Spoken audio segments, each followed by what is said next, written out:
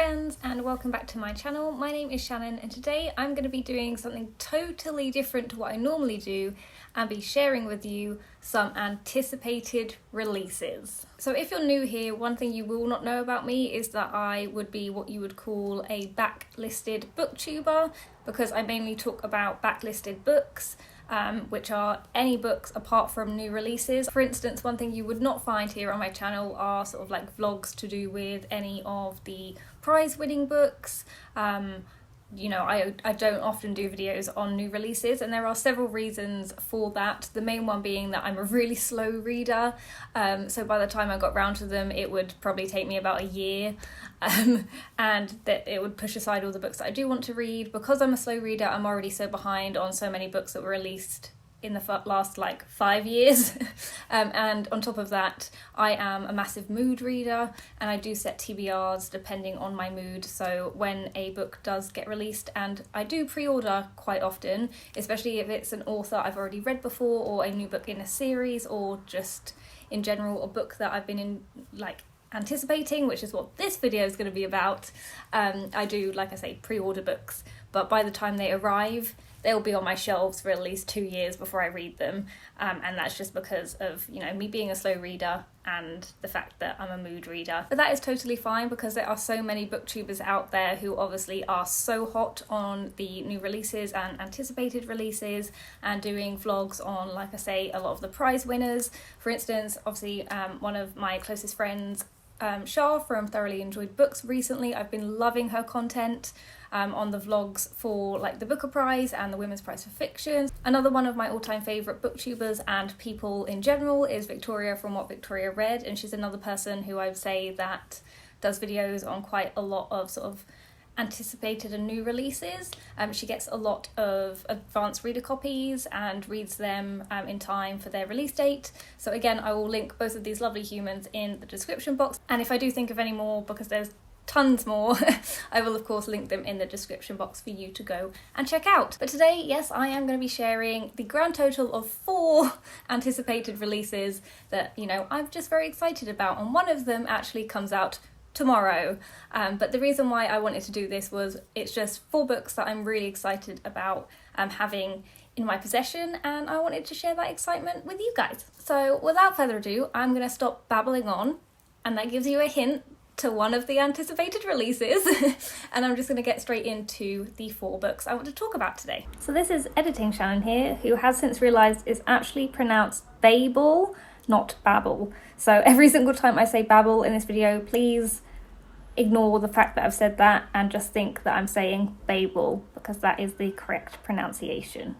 Thank you. So surprise, surprise, the first book I want to talk about today is Babble by R.F. Kuang, and this one is released tomorrow, so the 23rd of August, and I have in fact pre-ordered it.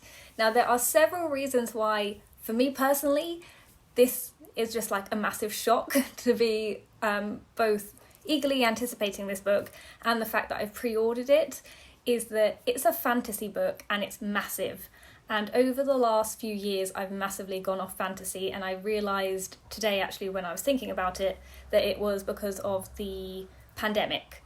So during that time, I reached to fantasy as my favourite genre, my most read genre, to kind of try and help me when we were all really struggling during that time. And I just didn't have the brain capacity for the world building or the concentration for it at all. So since then, I've actually massively avoided fantasy books, and I did kind of push myself to read, I think 4 in the past few years, and I didn't enjoy them as much as I normally would have. So it's just kind of put me off the genre totally, and I haven't been excited by any of the others that I've heard about until Babble. So I haven't actually read another R.F. Kuang book before, so I haven't read her very famous trilogy, whose name currently escapes me, that is massively popular on BookTube. Another reason why that doesn't interest me is, again, because it's fantasy, but also because it's a trilogy, and I've again just gone off the fact that to read fantasy I have to read 3 humongous books.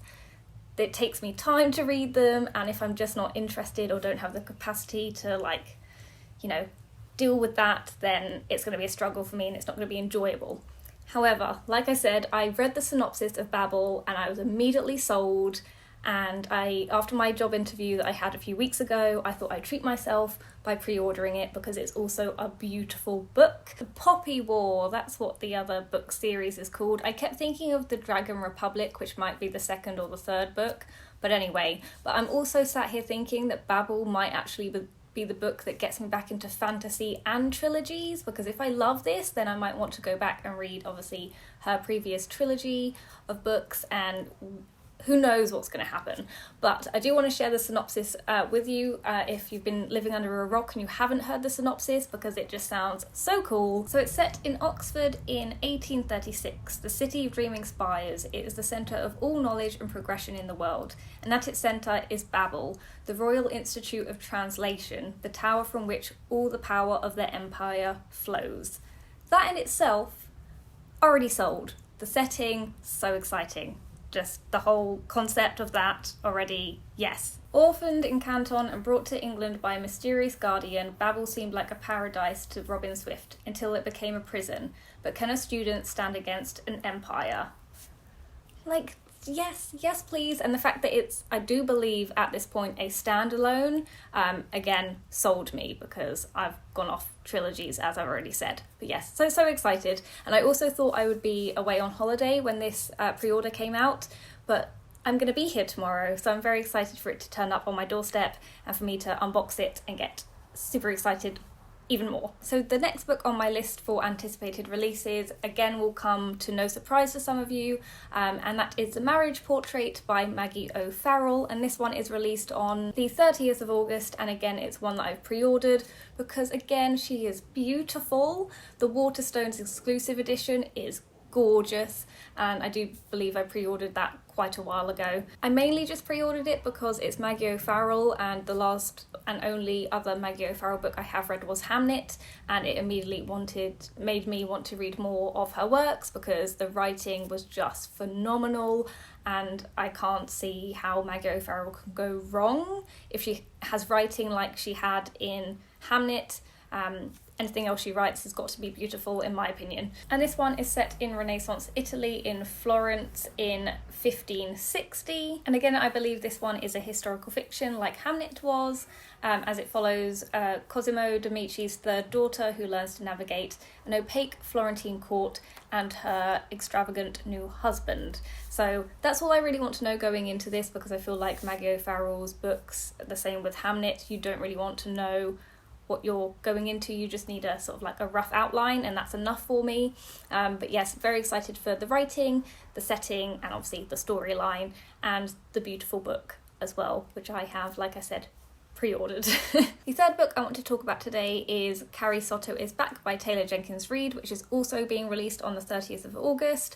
Again, this will be everywhere and everyone knows what this one will be about. I kind of was unsure about Malibu Rising when that got released, as it was about like the link to the other books I was less interested in, but I ended up really enjoying it. And again, with this one, I don't really care about the link because it does link to Malibu Rising, and I'm not that interested in the main character herself, but I do want to give it a go anyway. And I think the main thing that's keeping me interested in this book is the fact that it's surrounding tennis, because I actually really enjoy and love tennis, and Wimbledon this year kind of was lacking for me, mainly because Roger Federer wasn't in attendance, and he is my favourite tennis player ever. I just think as a person he seems really lovely, and he is just really enjoyable to watch. So I'm excited to be reading around the sort of the famous side of things to do with tennis and sport, which is a bit interesting. But if I'm not that, if I don't love this one, I might start to give Taylor Jenkins Reid a bit of a rest, because I am a bit worried that a lot of her books are just doing the same thing over and over again, and there's nothing new to give. So I should be putting my time and energy maybe into other people. But like I said, this is like one last go, I guess, I'm giving to Taylor Jenkins Reid before possibly moving on. And the last book I want to talk about today is Our Missing Hearts by Celeste Ng, which is being released on October the 4th. And I actually didn't hear of this one from BookTube. I saw it on the Waterstones Coming Soon website, and because I saw it was by Celeste Ng, and I have read Everything I Never Told You a few years ago and really enjoyed it, and have been meaning to also read Little Fires Everywhere, just haven't got round to it yet. But I read the synopsis of this and was immediately hooked, and Our Missing Hearts is now sort of made more of a priority in my list over Little Fires Everywhere, as it's a dystopian and it's set 1 minute in the future, and it has the kind of concept of sort of societal wrongs and this idea of this doesn't happen here. I am again going to read the synopsis to you just so you get a clear and better understanding of what it is about. So there is quite a full synopsis, but I actually don't want to read all of that, mainly for myself because I do like going into books semi-blind, but there is a kind of overall synopsis that I will read, and it says, Our Missing Hearts is an old story made new of the ways supposedly civilized communities can ignore the most searing injustice. It's a story about the power and limitations of art to create change, the lessons and legacies we pass on to our children, and how any of us can survive a broken world with our hearts intact. That in itself is all I need to know, but again, I will link the synopsis of this book in the description box if you do want the fuller synopsis, but that one is, like I say, released on the 4th of October, and one I am very much looking forward to. So that's it for today's video. I hope you guys enjoyed this, as it is something a little bit different to what I would normally do. Please let me know in the comments what book you are eagerly anticipating, and hopefully I can add some more to my list. And thank you guys so much for watching as always, and I'll see you soon in my next video. Bye!